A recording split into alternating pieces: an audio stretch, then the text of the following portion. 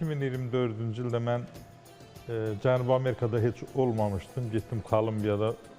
Xeyli orada maraqlı şeylər gördüm. Yəni mən təsəvvür edirdim ki, indi bizdə Doktor Seyfəddin klinikasında hər zaman deyirəm, dünyada elə klinika yox ki, orada həm arı, həm zəli, həm qurbağa üçü bir yerdə, bitkilər, məlhəmlər, məcunlar, təbii ki, və digər müalicə üsulları. Ancaq orada mən qarışqanı gördüm. Qarışqanı mən bilirdim ki, qarışqa atlı qarışqanın yuvasının üstündə kim 30 dəqiqə otura bilsə, saçdan dırnağa xəstəlik qala bilməz. Yox, bir dəqiqə. Maraqlı gəldi mən. Necə? Atlı qarışqanın yuvasının üstündə böyük qarışqalara da, bəli, kim çılpaq otura bilsə, bədənində xəstəlik qala bilməz. Neçə dəqiqə? Yarım saat. Yarım saat. Çətindir, ancaq yarım saat. Ancaq mən orada gördüyüm tamam fərqli idi. Orada adi bir qarışqa ön tərəfi, bizim qarışqaları atlı qarışqaya bənzəyən ön tərəfi, arxa popu belə. Yəni o hissəsi xərçəng xəstəliyin və digər müalicəsi çətin olan xəstələrin müalicəsində istifadə olunur. Çox geniş şəkildə biznes. Bu insanla təmasda olur, yəni bədəni ilə, orqanizmlə? Yox, bunu bişirib satırlar. Mən o qarışqanı demirəm, o qaldı. O təmasda olur atlı qarışqa. Mən Kolumbiyada gördüm, yəni bunu görməmişdim, ilk dəfədir. Gördüm ki, hər yerdə satırlar.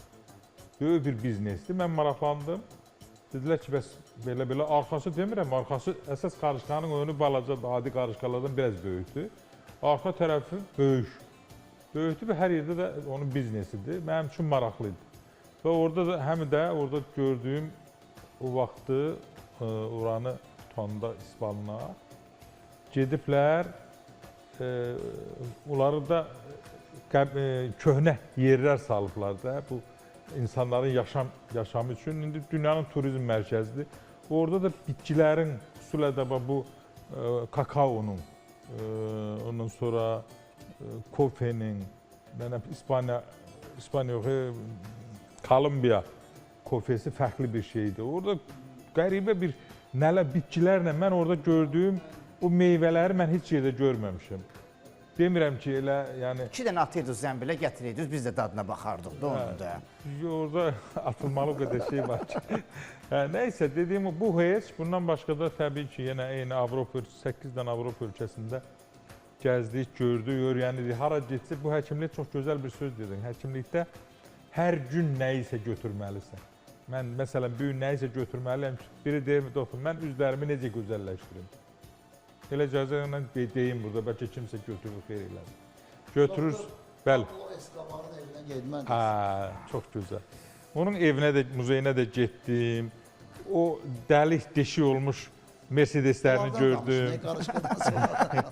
Amma həkimdə nə üstünlük var idi, Nazım? Ümumiyyətlə, hara gedirdisə, belə bələdçi kimi onun məlumatlarını çatdırırdı, çəkə-çəkə məlumatı. Baxan adama, indi adam var, gedir onun qabağında dayanır, şəkil çəkdirir ya, onun tarixindən danışırdı. Facebook səhifəsində özüm izləyirdim, tarixindən danışırdı, bura nə olub, nə üçün gəlmişəm, bura turistlərin maraq dairəsi niyə var? Çox yerləri paylaşdı. Zətə bir sərhədlərdə də oldu. Ayağınızın birini bu tərəfə qoymuşdunuz, birini bu tərəfə qoymuşdunuz. Bura İsveçrədir, bura Almaniyadır. Elə bir nöqtə var orada.